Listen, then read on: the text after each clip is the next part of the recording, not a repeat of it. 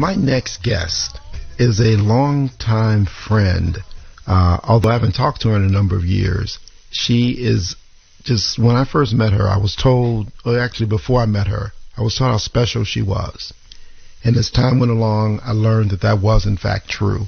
It's all in the space of education that she's been working where I met her.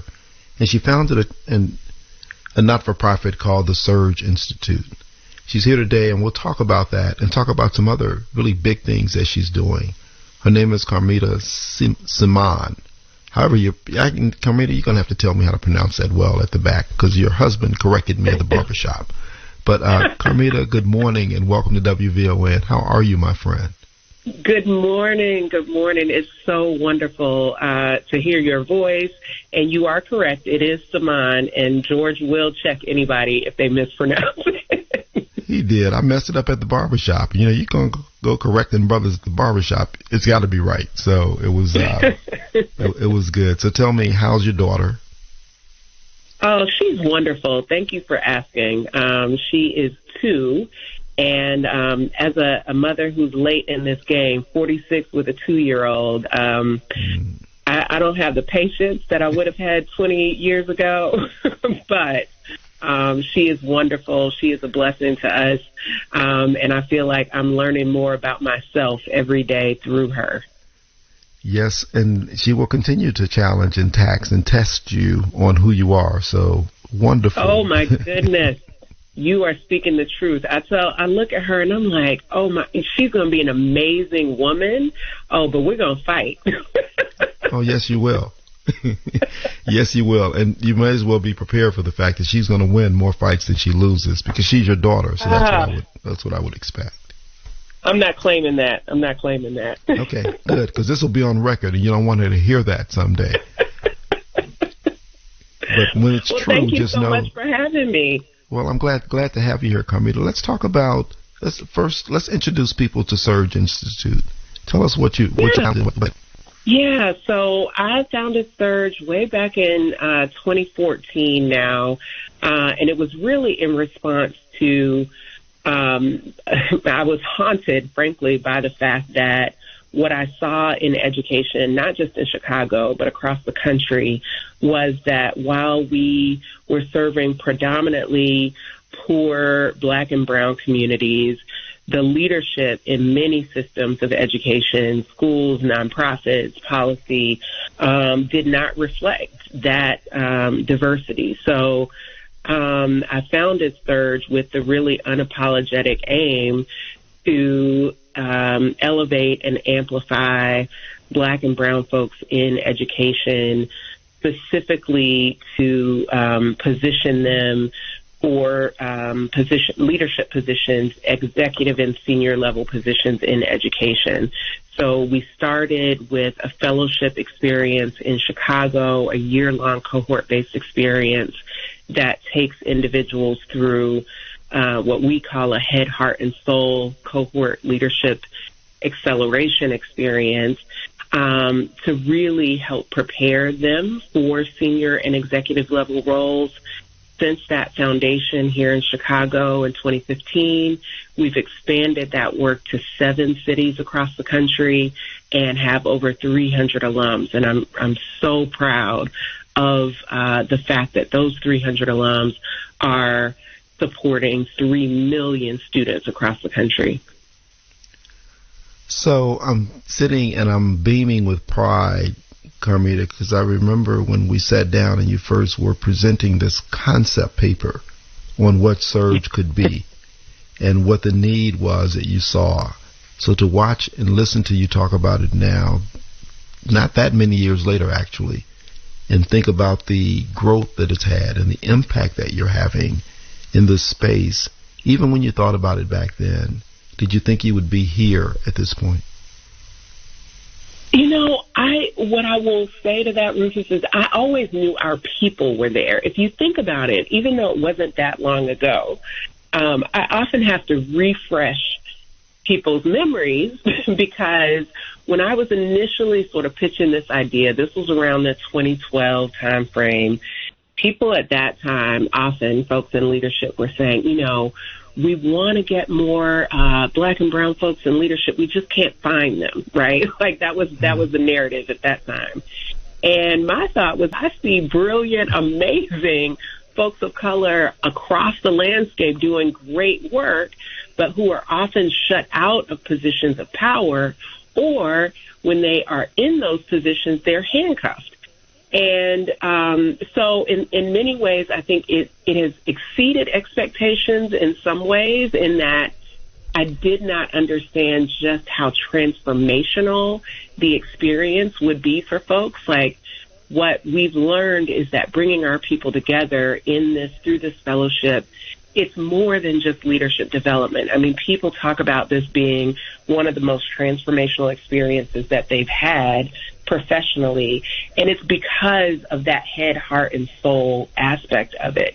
I mean, we are talking about racial healing, collective transformation, and movement building, not just individual acceleration of careers. And I think that's just a powerful thing that our folks deserve and have been desiring for years. Carmita, give a sense of the kind of people who are coming into the Surge movement. Who are the people who look to get involved in this?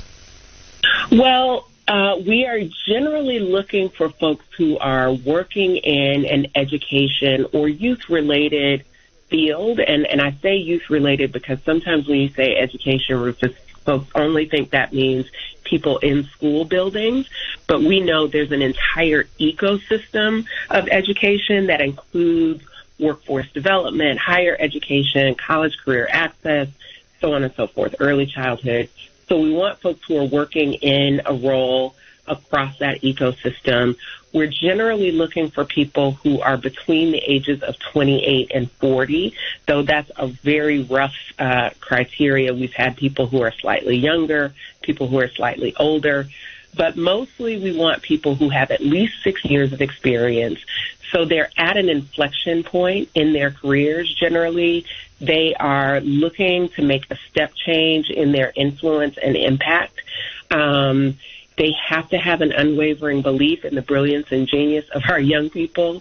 So folks who think that our young folks are what needs to be fixed are probably not going to be a fit.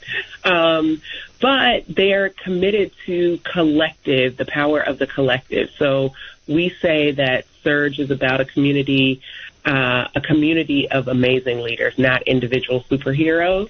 So we're looking for folks who have a vision for the impact that they want to have. They know what they know and what they don't know, and they're looking for an opportunity to learn with and from others. We're talking to Carmita Simon. She is the founder of the Surge Institute, which really does an amazing job, as she just pointed out, in developing and helping this movement of people who are of color, helping leaders in this field of education. We'll continue this conversation with Carmita right after this. Welcome back. We're discussing the Surge Institute with its visionary and founder, Carmita Simon. Carmita, you talked about the people who would come in. Tell us some about the process that they go through when they're part of Surge. Yeah, so it is a 10-month fellowship. It will begin, so applications just opened this week for Chicago. The fellowship will begin in October and will run through July of 2024. And over the course of those 10 months, they'll go through a number of different sessions and different learning modalities. So it's everything from case studies, problem-solving scenarios, text-based discussions. We have a lot of learning from Black and brown leaders across the Chicago ecosystem and nationally that come in to really talk about their leadership journeys and to give very specific skill-building opportunities. So examples of the types of themes, we are guided by 4 main objectives, and those are to know the landscape, focus inward, dream big, and make an impact. So those objectives guide the work across the entire 10 months. We've actually shifted due to COVID to a hybrid approach. So we used to be totally in person. Now we try to honor the needs of our community by having a mix of virtual and in-person sessions. And we have found that, people really, as I said earlier, talk about this being transformational in their leadership and for them personally and how they think about themselves, their assets, their gifts, and their ability to impact systems that frankly have done a disservice to students, families, and communities for so long. It's wonderful. I had actually once been invited to be a speaker, but something happened. So who knows? I'll earn my way back there again. Well, we've got it on record now. We would love to have you, and now you've committed publicly, so you can't back out. Carmita, talk about some of those who have completed the process, or if you ever complete the process, does this surge movement be one that this community continues? Well, we say, once you're in the family, you're always in the family. So we definitely are proud of those who have graduated from the fellowship, the cohort experience, and experience a phenomenal alumni experience. We're actually coming off of every other year we have a big alumni convening. At the end of March, we held that convening in New Orleans and had 200 alums, staff, executive coaches, and others join us in New Orleans. Amanda Seals was one of our guest speakers. It was a for us, by us experience where our alums actually led sessions for their peers, and it was just phenomenal. Some of those alums include folks like the Chief Equity Officer for the City of Chicago, Candace Moore, was an alum of our very first cohort. She has done phenomenal work and in supporting young people initially in the justice system, and then has transitioned to driving equity across the city of Chicago, and has leveraged her position to ensure that there will always be a chief equity officer in the mayor's office in the city of Chicago, which is phenomenal. Melissa Connolly is the CEO of One Goal. Melissa was also in our inaugural cohort of Chicago alums in 2015. And, I could rattle off so many names, but ultimately I think what you see is that we're really proud of the fact that we say we don't really groom talent. We recognize the genius and brilliance that already exists within our communities. And what we seek to do is provide an experience that will just amplify and elevate that. And we're proud of the work that they're doing and the impact that they're having, not only in Chicago, but across the country. So, Carmita, you mentioned you're now in 7 cities. Which cities are you now in? Beyond so we expanded from Chicago to Oakland in 2018, and since then have grown to, Kansas City, Indianapolis, Washington, D.C., Philadelphia, and most recently Las Vegas. Hitting all the touch points. So this is it is just wonderful to hear and sense and experience the kind of growth that you've been able to do, thinking about where this comes from, and really respecting the impact, as you mentioned at the top, that it's having on so many people.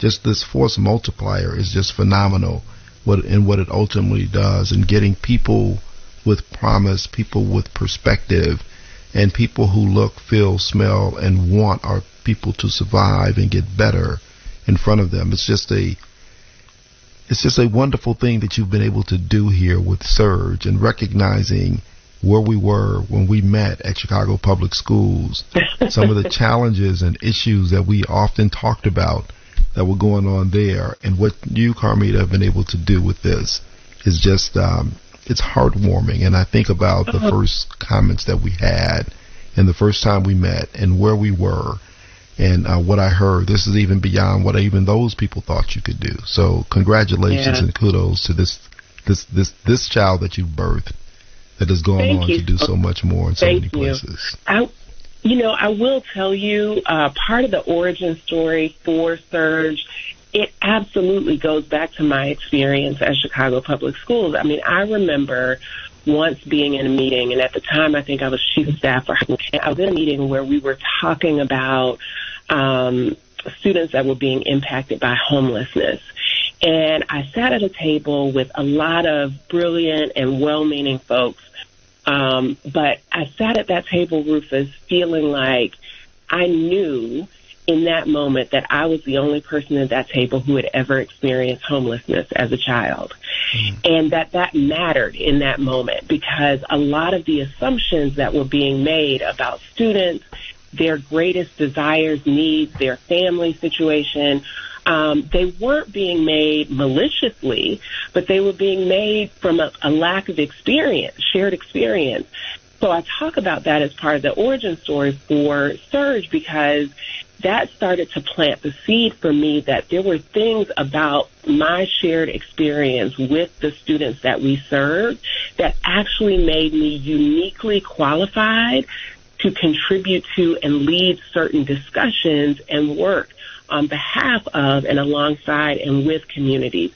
And that's exactly the seed that allowed, I think, the idea of Surge to blossom and grow. It is not just about more representation or more, Black and brown folks around the table. It's about people who have a shared set of experiences with communities, understand the assets and brilliance of our communities, and will bring that to decision-making tables in ways that impact, as you said, it's a multiplier effect, right? Like, this isn't just about the individual leader. It's about the number of lives that can be positively impacted through powerful, proximate leadership.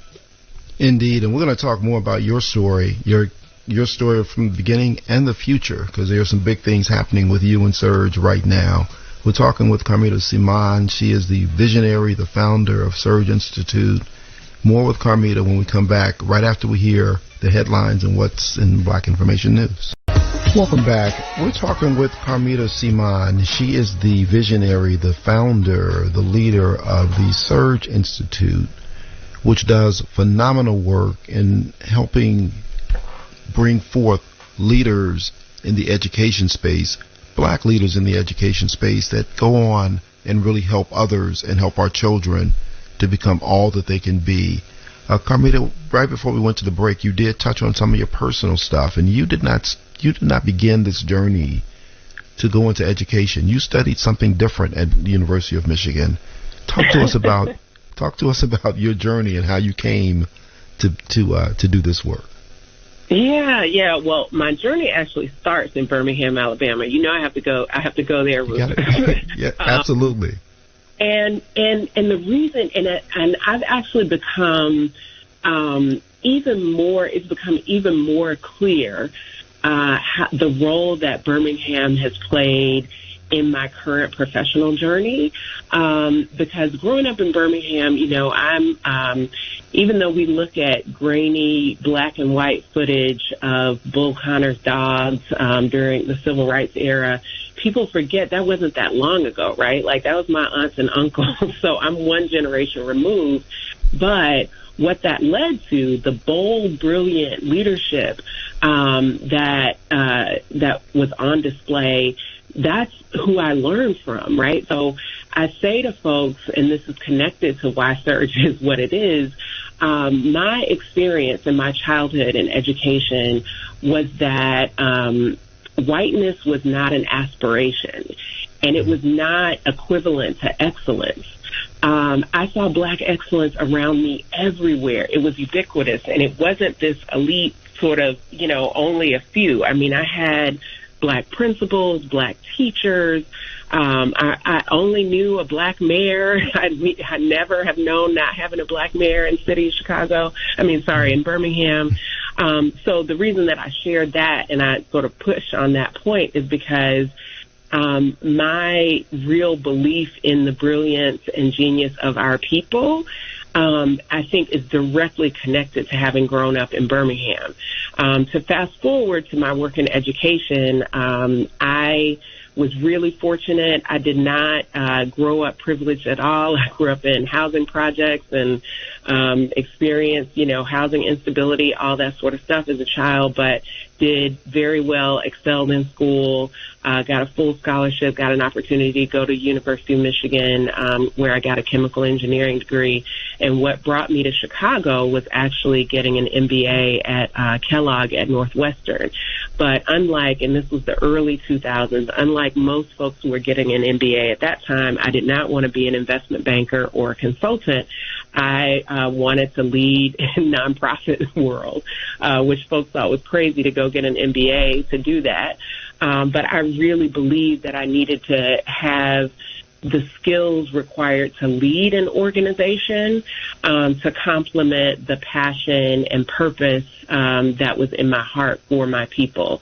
So I found my way to Chicago Public Schools, where you and I connected, and had an opportunity to work with and alongside brilliant educators there, and that really propelled my career in education and through nonprofits in Chicago and Washington, D.C., and a number of other places before taking the leap to start the Surge Institute in 2014.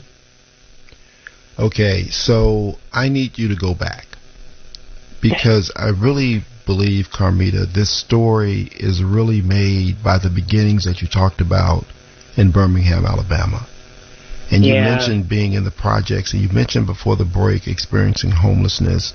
You have this phenomenal relationship with your mom. I want you to go back and talk about what some of that was, because what people truly need to understand is coming from where you're coming from and getting to where you are and impacting as many as you're doing in the work that you're doing. That beginning is so important, particularly when we think about our young people today. So spend a little bit more time giving us a little bit more information about that space, that period before you got to Michigan. Well, Rufus, you gonna have me crying up here this morning. That's what we do. I could talk about my mother forever. God rest her soul. She transitioned when I was 23. She was gone far too soon, but in her words, she said that she hung on until she knew that I would be okay without her. But she was and is the foundation for everything that I have done. My mother grew up in Birmingham, but she actually suffered a stroke when she was 29. I was married at the time, but she suffered a stroke when I was 4 months old that almost took her life. They did not think that she was going to live. She did live. She was permanently disabled, but my parents shortly thereafter were divorced, and it was just me and my mom. And the reason that I shared that part of her story is because growing up with a mother who had every reason to be bitter, every reason to be hopeless, because she was, she had physical disability. She had not finished college. She had gone to Tuskegee. She and my dad met at Tuskegee, but she did not finish college. And just, her life was derailed at a very young age. But she was so, just brilliant. She was one of the smartest people I have ever met. And she just did not suffer fools. And what she said to me quite often was, we all we got. And my role here is to set you up to do everything that you can.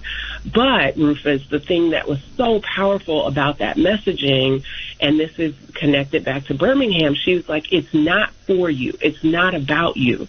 It's about what you're going to use your gifts to do for our people. I mentioned, I was always a really good student. And contrary to some parenting techniques, my mom never allowed me to believe that made me special.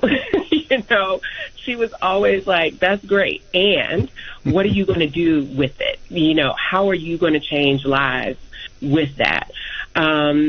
So I see everything that I am able to accomplish and have been able to do for and with others as a beautiful tribute to her legacy, because her lived example is ultimately what established the blueprint for how I live my life and how I lead. That is the story that we needed to know. I mean, because to be able and to be so committed to this work that you're doing, that comes from someplace. And you've just now made it clear on where and why that comes. And that's important. We're talking with Carmita Seaman. She is a visionary. She is a CEO. She is a founder of the Surge Institute. We'll continue this conversation with Carmita, and a big announcement that is just being made available today that we really want to tell you about. We'll do that when we come back right after this. Welcome back. We're talking with Carmita Seaman. She is the founder and CEO of the Surge Institute, gone through her life, gone through the Surge Institute, and there's a big announcement that's coming up. And Carmita, you didn't expect this, but I have none other than Liz Thompson joining us this morning. Liz. Good morning, Carmita. Hello, Liz. This has made my entire day. So, Liz, tell me, what's going on the 17th of May? On the 17th of May, we're going to have our third annual Luminary Awards.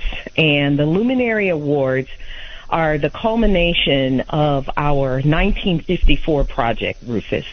The 1954 project is an initiative founded by me and my husband, Don, to recognize black leaders in education across the nation that are absolutely disrupting the education landscape and having deep and lasting impact across our communities.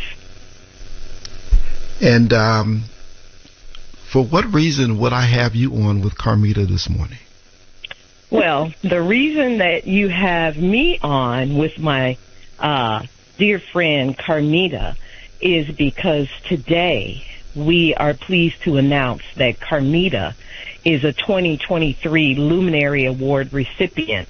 And with that award, Rufus, comes a $1 million unrestricted grant to Carmita and the Surge Institute in recognition of the amazing work that they do, the number of lives that they touch, the way they're able to amplify the genius in our communities and black excellence. And I couldn't be more proud that she is a 2023 Luminary Award recipient. I wish you could see the praise dance I'm doing right now. I wish you could see the one I'm doing right now. I wish you all could see the one I'm doing right now.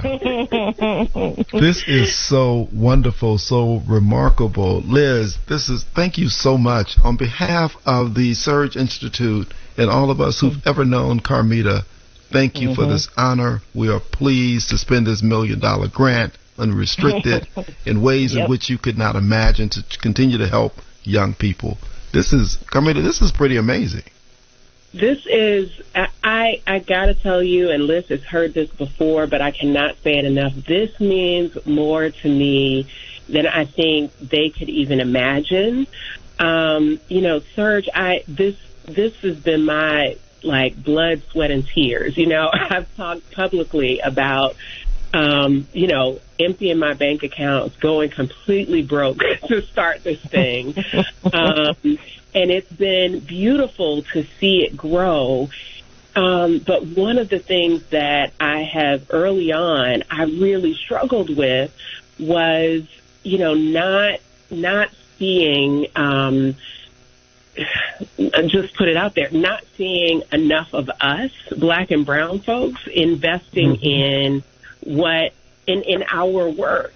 And my aim has always been for this to be for us and by us, and to have this size investment come from phenomenal black philanthropists who could be using their power and privilege in so many other ways, but for them to be unwavering in their commitment to elevating, supporting and amplifying the work of Black entrepreneurs who are doing work for our children. It warms my heart. I'm so humbled and grateful to have that kind of support, advocacy, and love.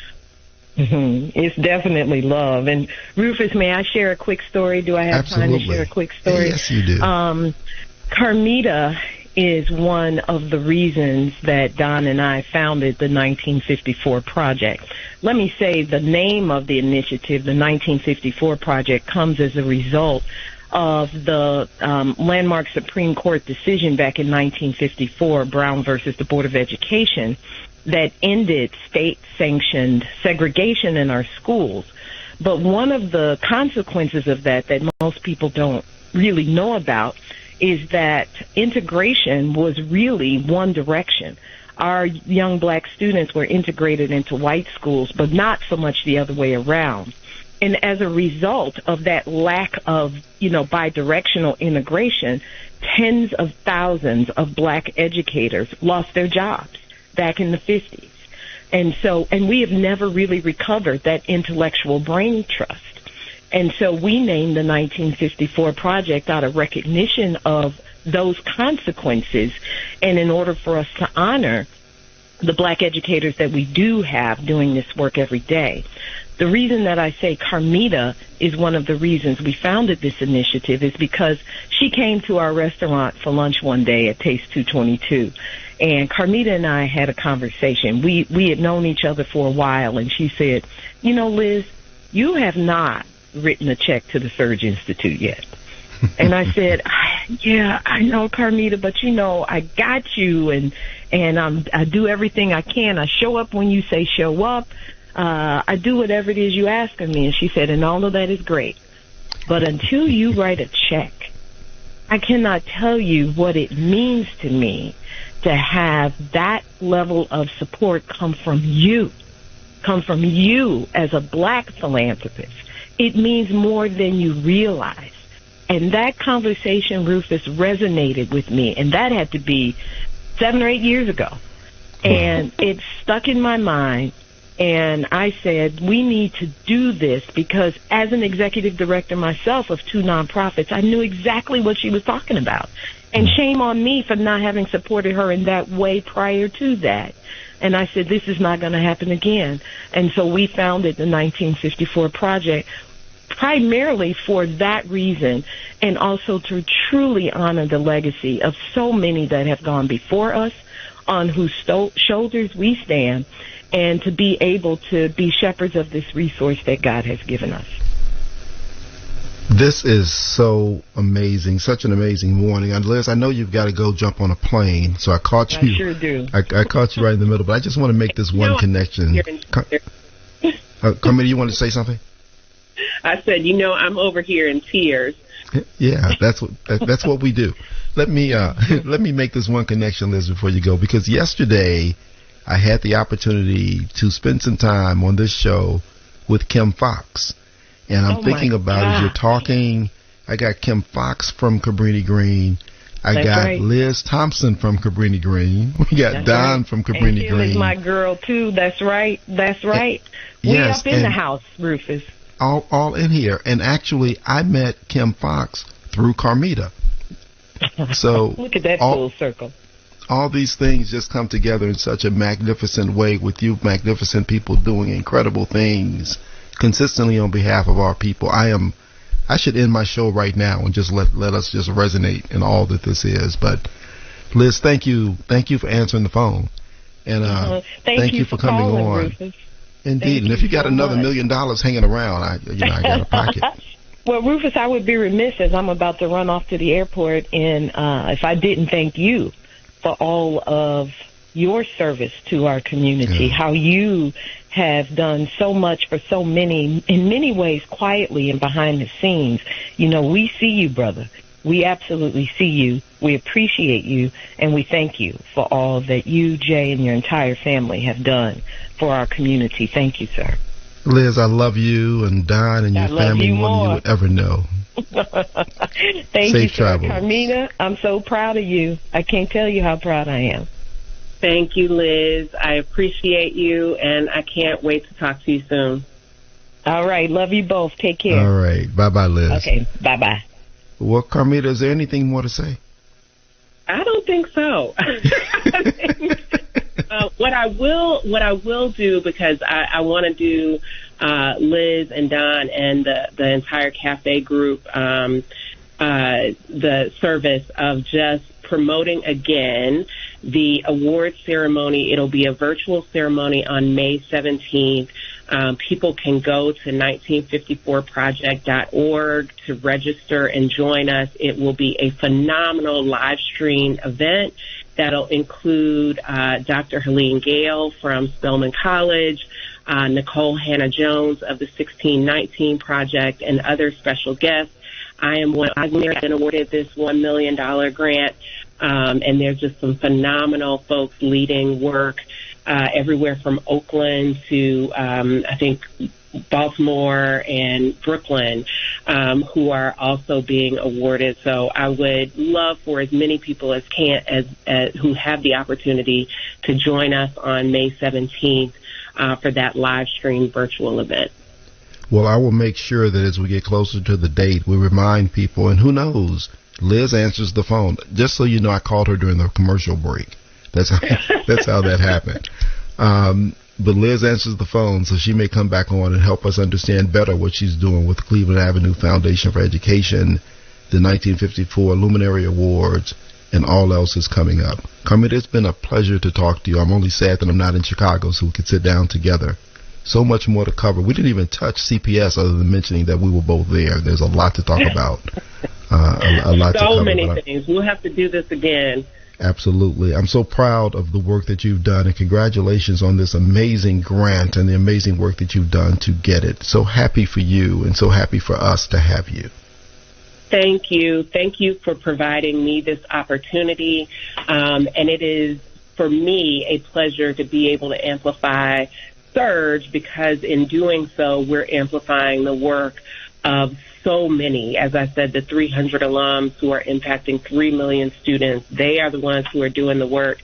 I have the pleasure to be able to create the space to elevate them. And for that, I am honored. Carmita, be well, my friend. We'll talk again soon, and we will certainly talk again soon. All right. Take care. Thank you again. You too. With that, ladies and gentlemen, let's find out what's going on in the news. And when we come back, a conversation with Patrick McCoy right after this.